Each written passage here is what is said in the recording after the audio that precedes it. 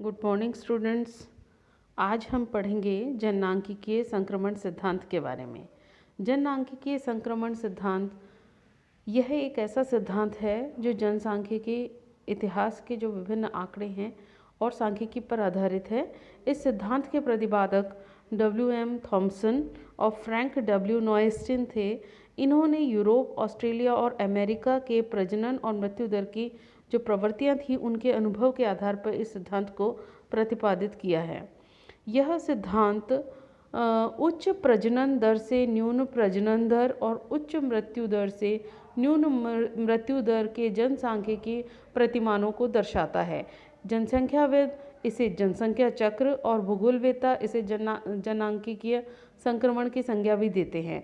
समाज में अधिकांशतः ग्रामीण, कृषि या अनपढ़ वर्ग मुख्य रूप से नगरीय, औद्योगिक, साक्षर और आधुनिक समाज की ओर अग्रसर होता है और इसी के संबंध में 3 स्पष्ट परिकल्पनाएं सामने आती हैं।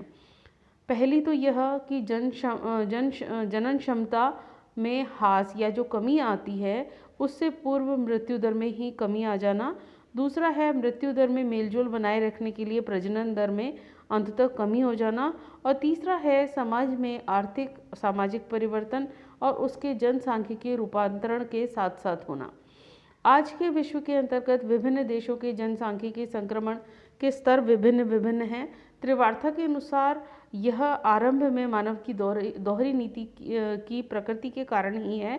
इसके अनुसार जैवीय दृष्टि से सभी स्थानों के मानव एक समान हैं, सभी प्रजनन क्रिया में संलग्न है, परंतु सांस्कृतिक दृष्टि से अगर देखा जाए तो विश्व में जो मानव है एक स्थान से दूसरे स्थान की तुलना में भिन्न है। वहाँ की सांस्कृतिक भिन्नताएं हैं लोगों में पाई जाती हैं। भिन्न भिन्न क्षेत्रों में विभिन्न जनन क्षमता होती है, जो नए प्रतिमान उनके होते हैं, जिसके कारण कि जनसांख्यिकी संक्रमण की विभिन्न अवस्थाएं मानी जाती हैं। ये एक मॉडल है जो उन्होंने दिया है, जिसमें 5 अवस्थाएं दी गई हैं। प्रथम अवस्था आप देख रहे हैं उच्च जन्म दर और उच्च मृत्यु दर, और जिसमें बीच बीच में फेजेस आते रहते हैं, उन सबको हम आगे समझेंगे। सेकेंड अवस्था को उन्होंने 2 भागों में बांटा है। फिर तृतीय अवस्था सेकेंड अवस्था के अंतर्गत 2 भाग हैं, और फिर तृतीय अवस्था, फिर चतुर्थ अवस्था, यानी दूसरी जो अवस्था है उसको 2 भागों में कर देते हैं तो कुल 5 अवस्थाएं मानी जाएंगी। जनसांख्यिकीय संक्रमण सिद्धांत की विशेषता यह है कि यह सुस्पष्ट संक्रमण की अवस्थाएं हैं जो उच्च जन्म दर और उच्च मृत्यु दर के न्यून दरों की ओर संक्रमण के 5 भागों में विभाजित करती हैं। प्रथम अवस्था के अंतर्गत उच्च जन्म दर एवं अस्थिर जन्म और मृत्यु दर और धीमी जनसंख्या वृद्धि दर है। यानी उच्च और अस्थिर जन्म दर और मृत्यु दर, जबकि धीमी जनसंख्या वृद्धि दर। जब दोनों ही उच्च है, उच्च जन्म दर भी है और मृत्यु दर भी ऊंची है, तो जनसंख्या की वृद्धि दर जो है वो बहुत कम है, बहुत धीमी गति से है। द्वितीय अवस्था है उच्च जन्म दर एवं गिरती हुई मृत्यु दर और तीव्र जनसंख्या वृद्धि। इसमें जन्म दर यानी बच्चों की जन्म लेने वाले बच्चों की संख्या ज़्यादा होती है और मृत्यु दर कम हो जाती है। तो ऐसी स्थिति में जनसंख्या तीव्र गति से बढ़ने लगती है। तृतीय अवस्था के अंतर्गत कम होती जन्म दर और न्यून मृत्यु दर और कम होती जनसंख्या, यानी जन्म दर यानी बच्चों के जन्म लेने की संख्या में भी कमी आती है और मरने वाले लोगों की संख्या में भी कम होते जाते हैं। तो क्योंकि चिकित्सा सुविधाएं जब डेवलप होने लगती हैं तब ये ऐसी अवस्थाएं आती हैं और उससे जनसंख्या निरंतर कम होती जाती है। चतुर्थ अवस्था के अंतर्गत निम्न जन्म दर और मृत्यु दर होती है, जिसमें कि दोनों ही निम्न हैं। तो ऐसी स्थिति के अंतर्गत जनसंख्या वृद्धि कम होने लगती है, धीमी गति से होती है। और पंचम अवस्था के अंतर्गत जन्म और मृत्यु दर लगभग बराबर होती है, जिसका किसी समय परिणाम जनसंख्या वृद्धि के अंतर्गत 0 के रूप में देखा जाता है। इसको और थोड़ा विस्तृत रूप में हम समझेंगे। प्रथम अवस्था को प्रथम अवस्था के अंतर्गत उच्च जन्म दर और उच्च मृत्यु दर की धीमी जनसंख्या वृद्धि दर की अवस्था है। इसे जनसंख्या वृद्धि की अस्थिर अवस्था कहा जा सकता है, चूँकि यह अवस्था इस अवस्था में जन्म दर और मृत्यु दर दोनों ही प्रकृति पर आधारित होती है। अतः इसमें कभी धनात्मक तो कभी ऋणात्मक जनसंख्या वृद्धि होती रहती है, यानी कभी जनसंख्या दोनों मतलब ऊपर नीचे होती रहती है। इस अवस्था में जन्म दर और मृत्यु दर दोनों ही 30 से 35 हज़ार के बीच में होती है।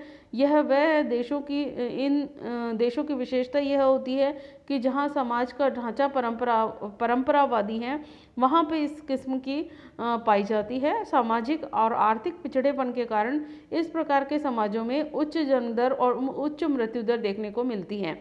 एडम स्मिथ ने यह भी कहा है कि जननांगिकी उर्वरता का अनुकूलतम वातावरण और दरिद्रता द्वारा निर्धारित होता है, अर्थात समाज जितना गरीब होगा, जहाँ जनसंख्या वृद्धि उतनी ही तेज होगी। उदाहरण के लिए जैसे Ethiopia, Somalia, Laos, Papua New Guinea आदि देश इस अवस्था के अंतर्गत लिए जा सकते हैं। यानी वो स्थान जहाँ पे कि गरीबी बहुत अधिक है, परंपरावादी सोच के लोग आज भी विद्यमान हैं, तो उन क्षेत्रों के अंतर्गत जनसंख्या तीव्र गति से बढ़ती हुई होगी।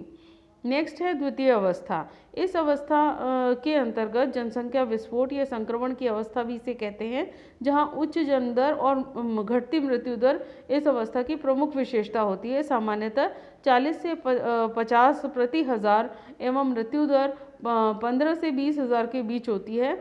विश्व के अधिकतर विकासशील देश इसी अवस्था के अंतर्गत आते हैं, जहां चिकित्सा सुविधाओं के विस्तार से मृत्यु दर में कमी आ जाती है, परंतु सामाजिक आर्थिक परिस्थितियों में विशेष अंतर नहीं होने के कारण जन्म दर में अपेक्षित कमी नहीं पाई जाती।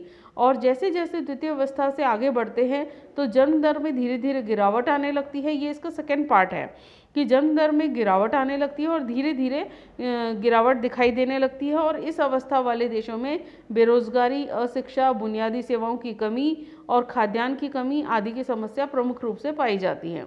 परंतु श्रमिकों की पूर्ति बढ़ने से सघन जीवन निर्वाह, कृषि एवं विकास के कार्य प्रारंभ होते जाते हैं, जैसे कि उदाहरण के लिए हम लें Africa, Latin America, Myanmar, Laos, Indonesia, Iran, Saudi अरब आदि इस अवस्था के अंतर्गत देश आते हैं। भारत अभी इस अवस्था के अंतर्गत 2021 के अंतर्गत आएगा। तृतीय अवस्था वह अवस्था है जिसके अंतर्गत की जनसंख्या वृद्धि में ह्रास की प्रवृत्ति की अवस्था है, जिसमें साक्षरता का प्रसार होता है, परिवारों का आकार छोटा होता है, जिसके फलस्वरूप लोगों में जागरूकता आती है और बढ़ता हुआ सामाजिक एवं आर्थिक विकास के कारण जन्म दर में कमी आती है और मृत्यु दर भी घटती जाती है। इस अवस्था में जन्म दर 20 से 30 हज़ार व्यक्ति, जबकि मृत्यु दर 10 से 15 हज़ार व्यक्ति होती है। इस अवस्था में धीमी जनसंख्या की वृद्धि होती है और इस अवस्था के अंतर्गत पूर्वी यूरोप, मध्य एशिया, चीन आदि के देशों में भी देखने को मिलती है। भारत भी अभी इस अवस्था के अंतर्गत प्रवेश कर लिया है इसने। और उदाहरण के लिए इजराइल, पुर्तगाल, न्यूजीलैंड, जापान, स्पेन, चिली आदि इस अवस्था के अंतर्गत आते हैं। चतुर्थ अवस्था यह जनसंख्या वृद्धि की वह अवस्था है जिस अवस्था में जन्म एवं मृत्यु दर दोनों ही न्यून होते हैं और जन्म दर 10 से 15 व्यक्ति प्रति हजार हो जाती है और मृत्यु दर 10 से कम होने लगती है प्रति हजार। और यह विकसित समाज की विशेषता है।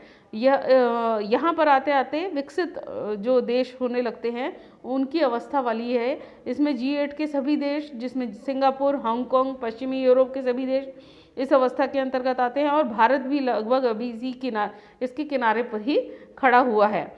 पांचवी अवस्था, इस अवस्था को कोलिन क्लार्क ने ऋणात्मक वृद्धि की अवस्था कहा है, क्योंकि यहाँ यद्यपि न्यून मृत्यु दर होती है परंतु पारंपरिक संस्थाओं एवं विवाह जैसे मूल्यों का पतन होने लगता है और जन्म दर और मृत्यु दर दोनों ही कम होने लगती हैं, क्योंकि सामाजिक मूल्यों का पतन के कारण जन्म दर जो है वो मृत्यु दर से भी कम होने लगती है और यह अत्यधिक विकसित और तकनीकी समाज का द्योतक है। 1970 के बाद इस तरीके की प्रवृत्ति देखी गई है और यह एक प्रकार का जातीय संहार या जननांगिकीय अपरदन की अवस्था कही जा सकती है। स्विट्जरलैंड, बेल्जियम, आइसलैंड आदि ऐसे देश हैं, विकसित देश हैं और जिसके अंतर्गत की ये पांचवी अवस्था के अंतर्गत ये कहे जा सकते हैं। और विकसित देशों के नगर एवं महानगर इसी अवस्था के अंतर्गत आते हैं। तो ये हमने जननांकिकीय संक्रमण की विभिन्न 5 अवस्थाओं को समझा। इसके अंतर्गत विभिन्न किसी भी देश की जो जन्म एवं मृत्यु दर के आंकड़ों को डाल के हम देख सकते हैं कि वो कौन सी स्टेज के अंतर्गत है और उसके पश्चात कौन से क्रम के अंतर्गत वह देश चला जाएगा। तो ये जननांकिकीय मॉडल या जनसंख्या संक्रमण सिद्धांत है। मैं समझती हूँ आप लोगों को अच्छे से समझ में आया होगा। धन्यवाद।